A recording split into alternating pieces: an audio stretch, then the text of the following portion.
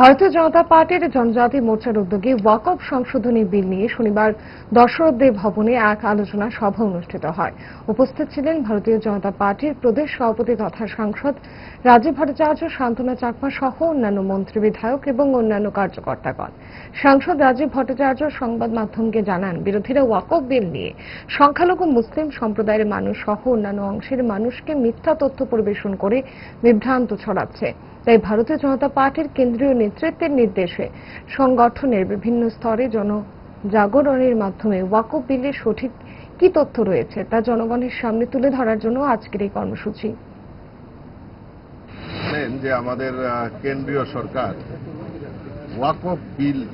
ওয়াকফ amendment bill Lok Sabha এবং রাজ্যসভায় পারিত হয়েছে, পাশ হয়েছে, এবং এই ওয়াকফ বিল কি সেই সম্পর্কে সমাজের প্রত্যেকটা মানুষের কাছে যে বিরোধীরা ভুল বার্তা পৌঁছে দেওয়ার কাজ করছেন, বিভ্রান্ত ছড়াচ্ছে, সেটার থেকে মানুষের কাছে সঠিক তথ্য তুলে ধরার জন্য আমরা ভারতীয় জনতা পার্টি কেন্দ্রীয় কমিটি বিভিন্ন অংশের জনগণের কাছে এই ওয়াকফ অ্যামেন্ডমেন্ট বিল কি রয়েছে, তাতে দেশের কি হবে, মানুষের কি হবে এবং আমাদের মাইনরিটি অংশের মানুষের কি হবে সেই সম্পর্কে আজকে বিস্তারিত আলোচনার জন্য আমরা বিভিন্ন সমাজের প্রত্যেকটা বর্গের মানুষের কাছে আমরা পৌঁছে যাচ্ছি।